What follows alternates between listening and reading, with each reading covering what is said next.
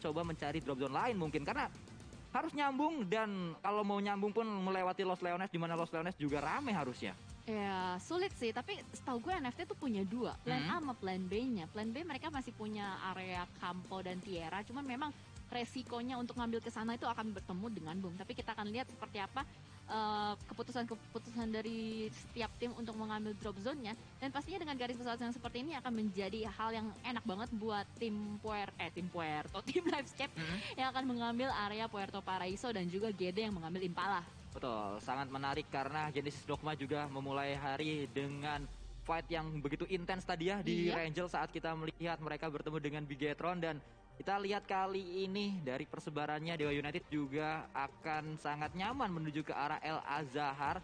Lalu dari tim Alter Ego harusnya juga mereka menuju ke arah El Pozo, dan NFT menuju ke arah Rakroberia, dan ternyata Circle ke arah kiri bawah saat pesawatnya dari kanan menuju ke arah atas, Circle-nya di arah kiri. Lagi-lagi melihat apa ya, algoritma yang cukup menarik juga dari segi garis pesawat dan juga dari circle-nya.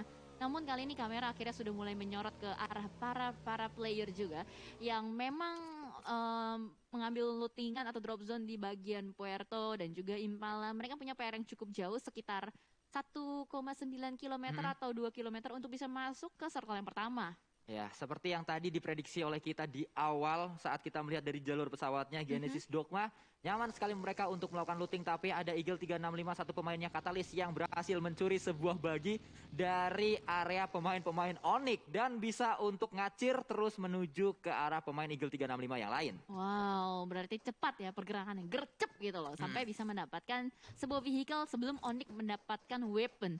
Dan sebentar kalau kita lihat dari tim Onyx, agak menarik karena Onyx, gue nggak melihat Onyx berada di Los Leones. Dan dia tidak mengambil La Cobreria, karena tadi La Cobreria diambil oleh NFT.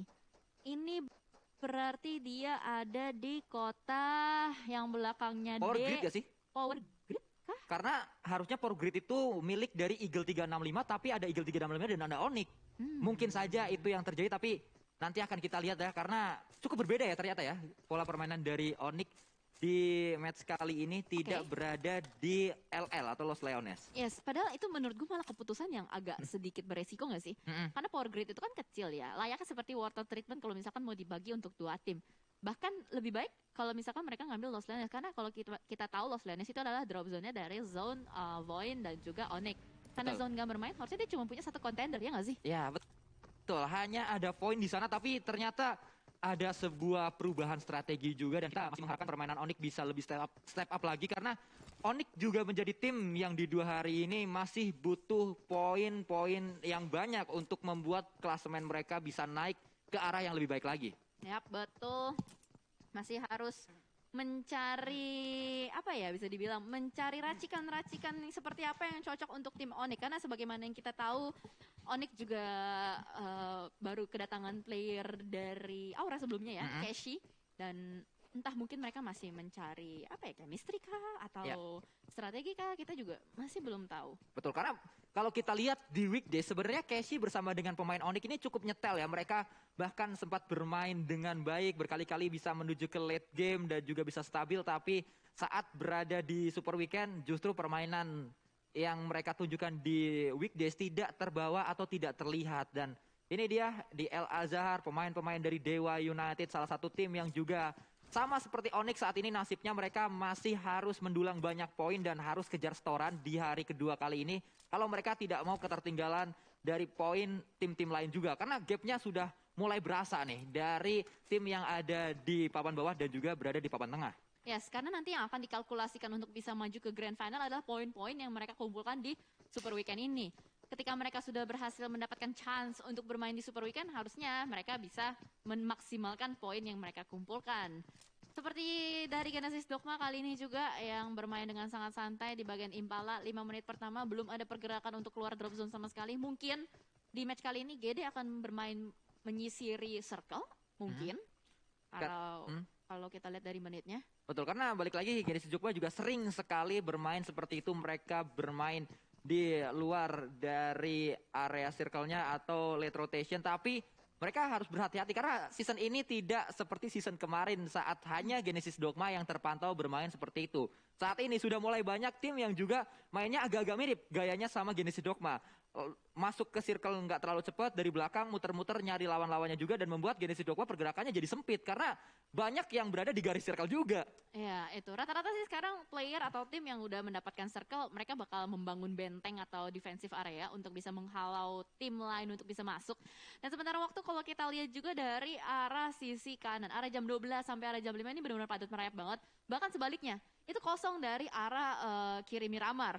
Ini bisa banget sebenarnya dimanfaatkan oleh beberapa tim. Andai kata mereka bisa berpikir out of the box, itu bisa banget mereka bermain rotasi masuk dari arah selatan, masuk dari Valdemar. Tapi kan mereka tidak bisa lihat streaming map. Yang bisa lihat cuma kita. Itu dia, itulah yang membuat PUBG Mobile ini cukup menarik karena semuanya harus menebak juga pergerakan dari lawan mereka. Lawan yang mereka hadapi tidak hanya satu tim, tidak hanya dua tim, tapi 15 tim lain yang harus mereka lawan secara bersamaan. Betul. Harus bertahan dari gempuran 15 tim menjadi tim terakhir yang bertahan di area map yang dimainkan. Dan kalau kita lihat tadi, si satu pemain Bonafide maksud saya juga kembali bermain, Yol itu menggantikan Hunt For You, dan saat ini porsi dari Hunt For You turun drastis sekali untuk bermain di PMPL untuk tim Bonafide. Betul, bukan Yul. Kan namanya Yul. Tuyul. Tuyul. Betul. Tuyul. Itu emang adalah sebuah kolaborasi English dan menciptakan sebuah kosakata Indonesia yang bagus. Ya, betul. Sama kayak A6. Asik. Nah, tahu satu punggawa dari Onyx, Nick sebelumnya namanya Dua Kang. Oh, coba dibaca. Tukang. Tukang. Bagus. Dan juga bisa aja depannya A, belakangnya ada Tayo. Abis. Ayo kalau ada lagi boleh, apa lagi nih? Kenapa jadi banyak ya kayak gitu ya? Kok jadi ketagihan gue? Jadi nagih gitu kan. Sunspeed tuh kalau dikasih dikit mancing udah senang keterusan dia. Keterusan layaknya kali ini dari Bonafide yang berusaha untuk meneruskan rotasinya, tapi udah mulai diteping-teping juga. Adalah salah satu penggawa dari Scarlet Slayer. Burung dari utara kali ini sedikit menahan pergerakan dari Tuyul, melepas kendaraannya, mungkin akan mengganti dengan kendaraan lain. Ya, masih belum berhasil untuk memberikan damage yang berarti ke arah lawannya yang tadi sedang melakukan rotasi. Tapi kalau kita lihat juga ada pemain-pemain Dewa United yang juga sedang melakukan rotasi mereka secara bersamaan, karena circle berada di kiri dan drop zone mereka berada di Al-Azhar di kanan atas, sehingga mau nggak mau harus segera melakukan rotasi di menit yang ke-8. Yes, benar banget. Dan kali ini mereka sudah mulai beriring-iringan juga. Satu mobil nampaknya digunakan untuk satu player. Dan untuk di line up kali ini, Okiozora tidak bermain. Okiozora merupakan salah satu player veteran juga dari competitive scene PUBG Mobile. Dan kali ini kalau kita lihat, apakah nanti Dewa United bisa menyuguhkan permainan yang apik atau tidak. Karena memang dari segi poin, banyak banget gitu utangnya. Ya. Betul sekali, banyak yang harus dikejar oleh pemain-pemain Dewa United, dan Okiozora juga menjadi salah satu pemain yang tidak pernah absen di 4 PMPL yang diselenggarakan. Menjadikan dirinya terus bermain atau terus berada di scene kompetitif tertinggi dari PUBG Mobile Indonesia. Tapi kalau kita lihat dari sisi lain, ini dia No Mercy akan coba meledakkan sebuah ban mungkin, atau membuat hancur sebuah ban dari bagi yang bergerak, kita belum tahu dari tim mana. Karena terlalu tinggi nampaknya posisi dari No Mercy, dan ini setup seperti ini sering sekali dilakukan oleh pemain-pemain Aura ya. Nampaknya Alter Ego yang terspot di sana. Yes, Alter Ego yang terspot yang sedang berusaha untuk melakukan rotasi, dan menarik sekali ketika No Mercy berpisah dirinya dengan teman-temannya berada di bagian gunung sendirian saja. Ini sulit loh.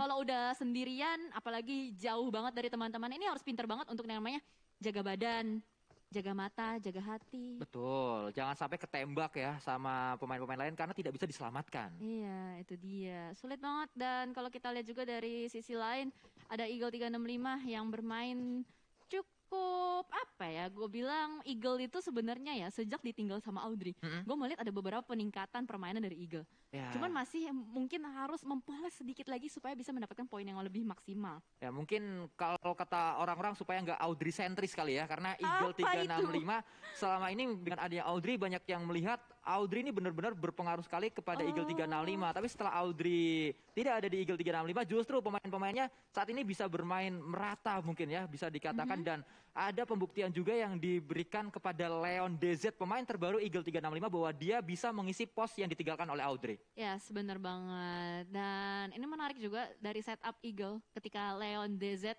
atau Leons yang sudah ditinggalkan terlebih dahulu seorang diri saja, dan ternyata Luxy melihat nampaknya ada pergerakan dari salah satu penggawa Eagle. Terdengar ada suara mobil dari Anthem bakal ditembak mobilnya, tapi Anthem masih bisa mengunci atau menglok angle shot dari Luxy.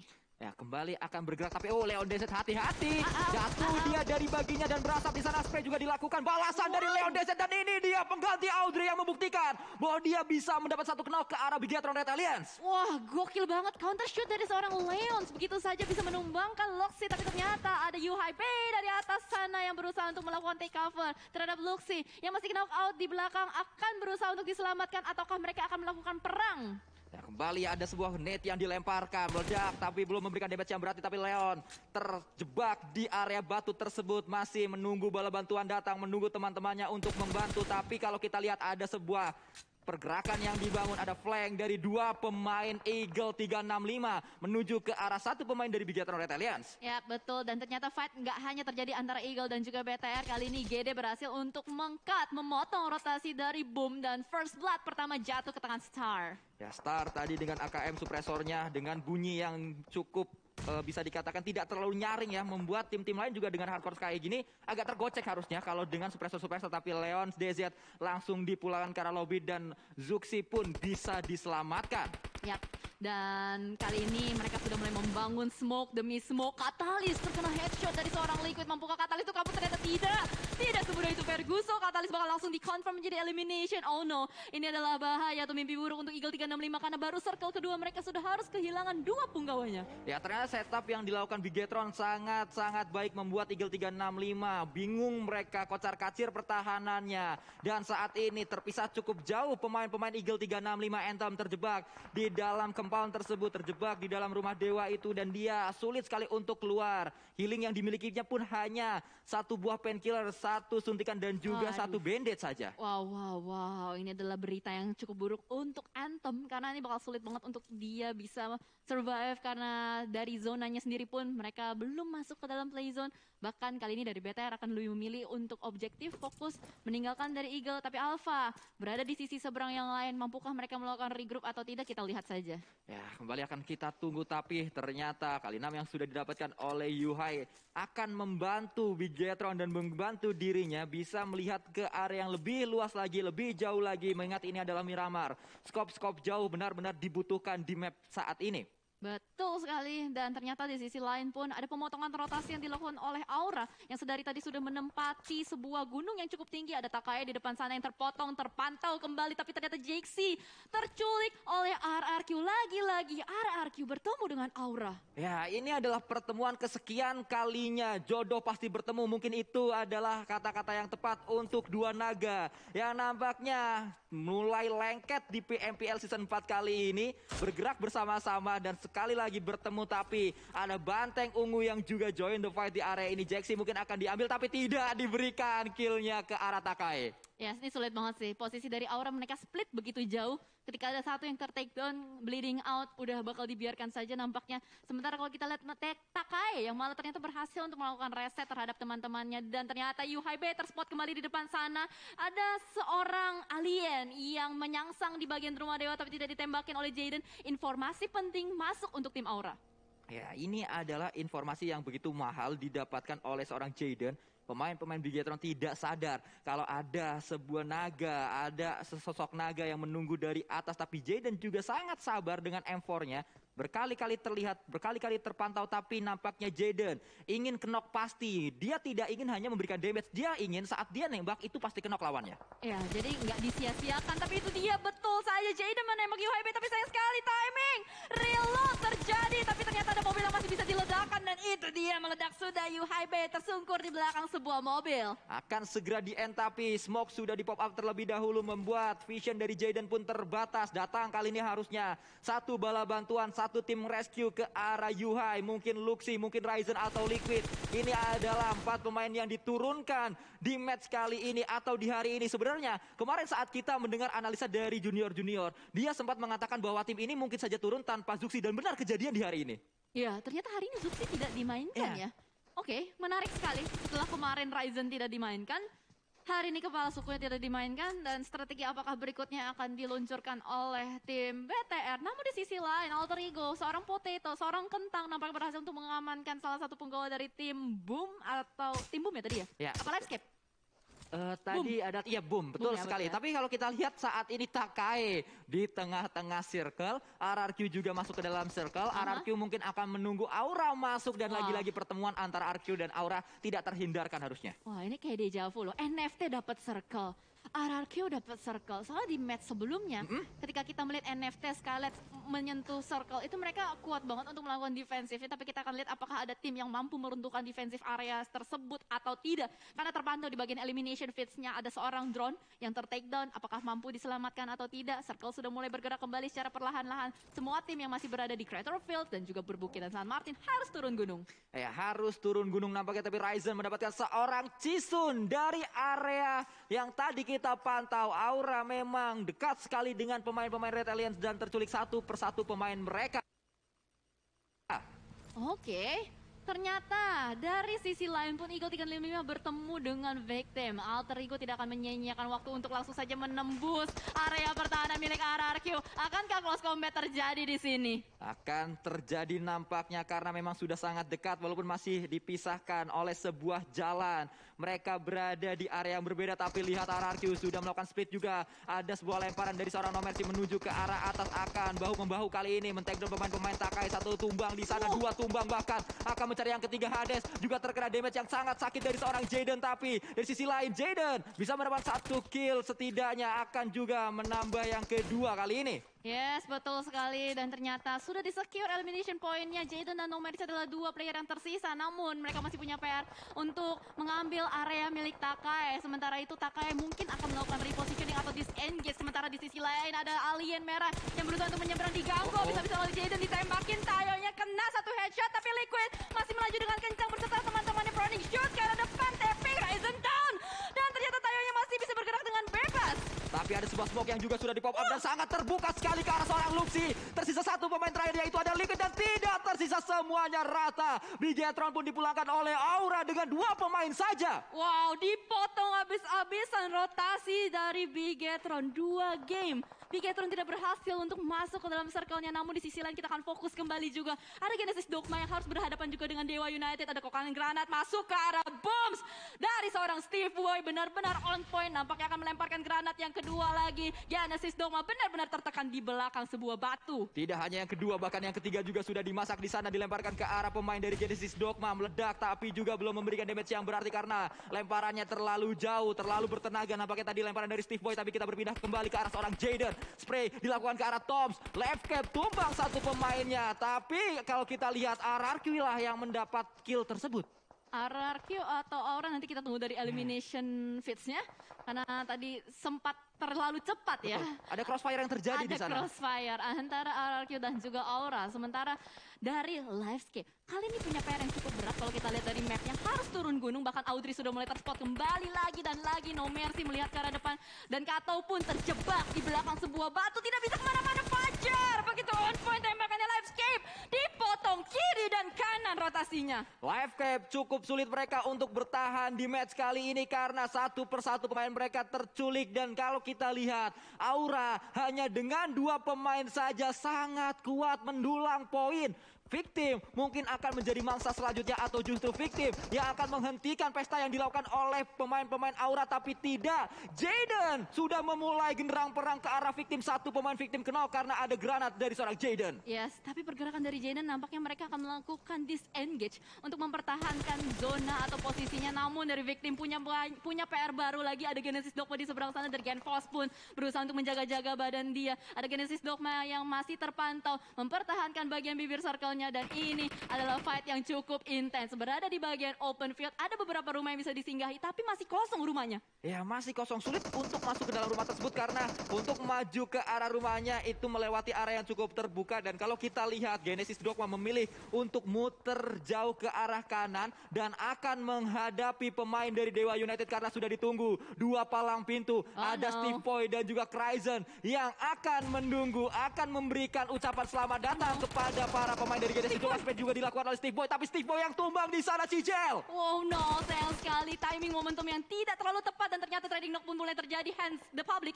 mulai melakukan backup fire dari belakang. Steve Boy harus segera diselamatkan terlebih dahulu, tapi Hans masih terus-menerus memberikan serangan ke arah depan dan begitupun juga dengan Nichil pun berhasil diamankan. Ini adalah mimpi buruk untuk Genesis Dogma. Nah, tapi kalau kita lihat kembali Jaden mendapatkan 5 kill sendirian. Akan kita lihat ada revive yang dibangun oleh Genesis Dogma dan juga Dewa United sedang melakukan revive ke arah Steve Boy. Berhasil revive-nya dan kita melihat kali ini dari sisi lain Alter Ego akan berhadapan dengan RRQ.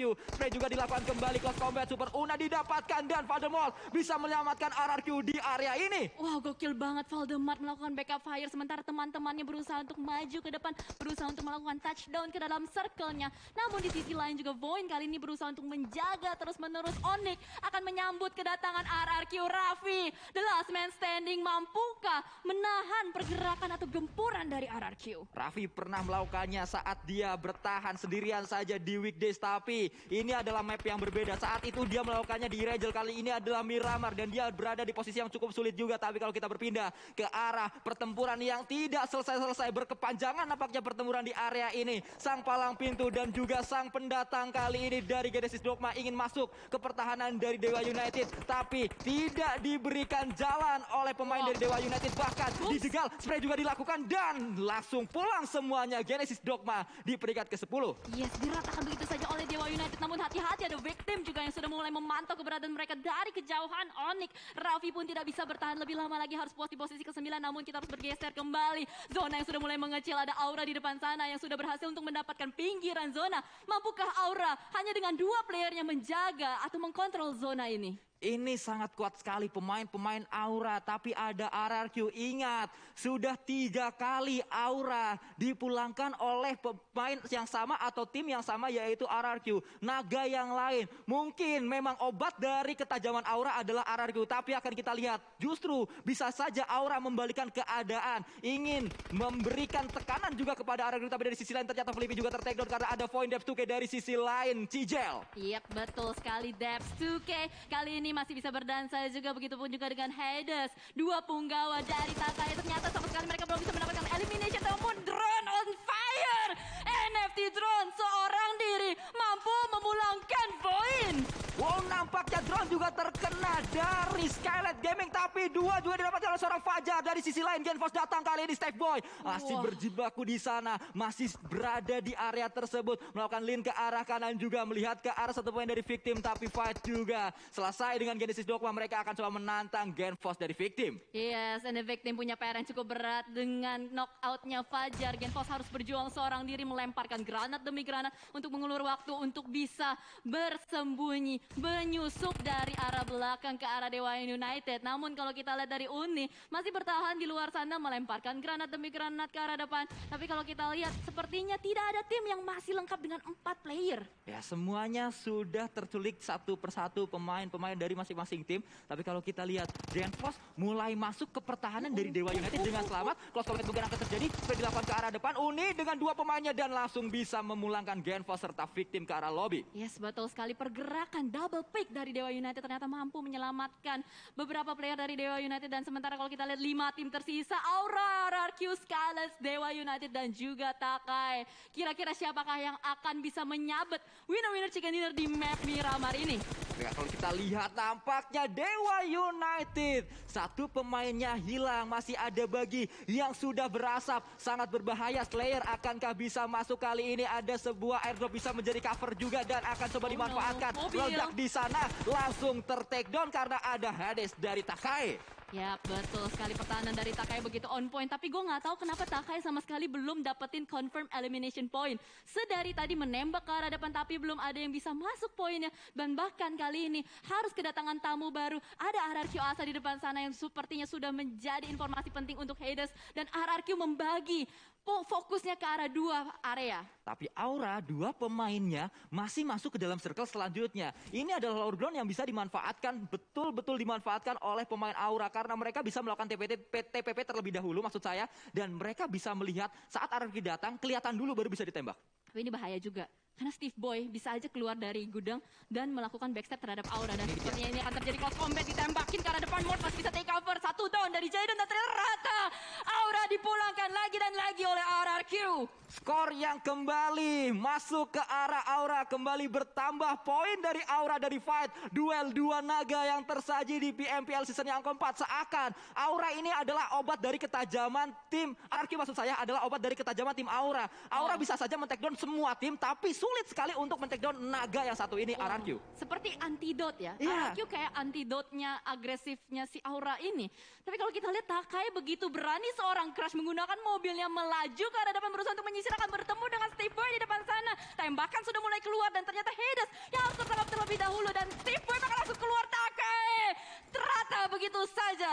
Steve Boy kembali lagi ke dalam shake-nya. Dia hanya mendapatkan 1 kill, langsung masuk lagi. Sebuah permainan yang cukup menarik, ditutup dulu pintunya. Akan melihat terlebih dahulu TPP lagi keluar. Nampaknya Steve Boy kali ini, tapi banyak sekali tembakan-tembakan yang diberikan ke arah shake. Ini meledak di sana karena ada seorang jersey atau meledak kena grenade sendiri karena tiba-tiba tertutup dan Mort ternyata dari RRQ. Wow, granatnya begitu on point dan ternyata 2 tim yang tersisa, RRQ dan juga Elang Biru dari utara. Skylight kali ini jersey seorang diri saja berada di belakang kotak, bakal langsung diraih oleh seorang Asa mencari kembali spray down karena dapat, tapi jersey berusaha untuk menahan gempuran trade terjadi. Kali ini dari Mort bakal langsung melakukan follow up ke arah depan, berhasil ke di end, ternyata berhasil di end. Dan kita lihat mungkin ini akan menjadi pertaruhan antara Jaxi dan juga Mort dilakukan ke arah depan. Jersey sangat low